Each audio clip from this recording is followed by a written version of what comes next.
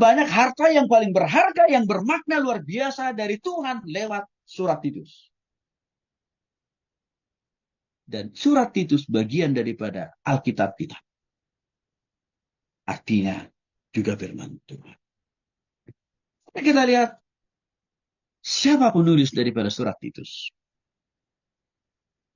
Surat Titus adalah surat penggembalaan. Apa maksud penggembalaan? Pembinaan, pembimbingan, pemuridan. Jadi surat Titus ini sebenarnya ditujukan kepada jemaat untuk membimbing, mengajar, memuridkan. Supaya jemaat itu bertumbuh, berubah, dan dewasa. Itu konteksnya. Lalu siapa yang menunjukkannya? Paulus kepada Titus. Siapa Titus ini? Rekan sepelayanan Paulus. Apa bukti internal bahwa Titus itu ini adalah ditulis oleh Paulus? Sangat terlihat dalam Titus 1 ayat 1. Paulus memperkenalkan dirinya sebagai hamba Allah, Rasul Yesus Kristus.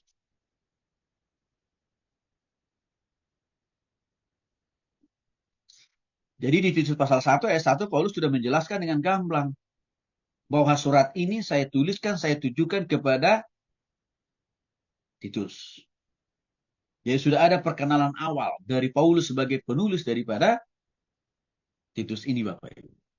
Siapa penerimanya? Sudah pasti Titus. Dan itu tertulis juga dalam Titus 1 ayat 4. Di mana Paulus menyebutkan Titus sebagai anakku yang sah menurut iman. Jadi Titus ini rupanya murid rohani daripada Paulus. Atau anak rohani daripada Paulus ini si Titus ini. Jadi penerima surat Titus itu adalah Titus sendiri dan ditulis oleh Paulus.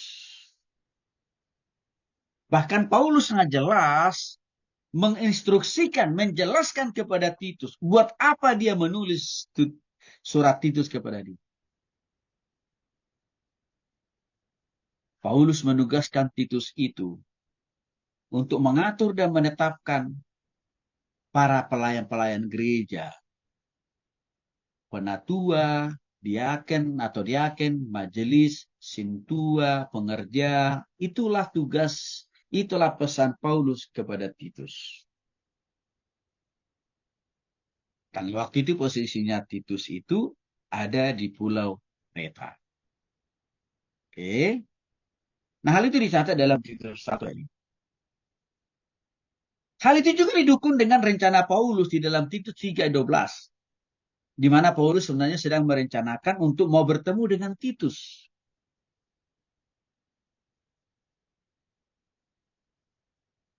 Maka Titus sedang didorong, diingatkan oleh Paulus, jangan lupa supaya engkau datang kepadaku di Nikopolis. Karena pada saat itu rupanya Paulus sedang tinggal untuk beberapa lama waktunya di kota Nikopolis. Jadi sudah sangat jelas bahwa sebenarnya surat Titus ini ditulis oleh Paulus lalu disampaikan kepada Titus. Pembuktian eksternal dari luar bahwa Paulus penulis surat Titus. Bapak gereja mula-mula menyaksikan.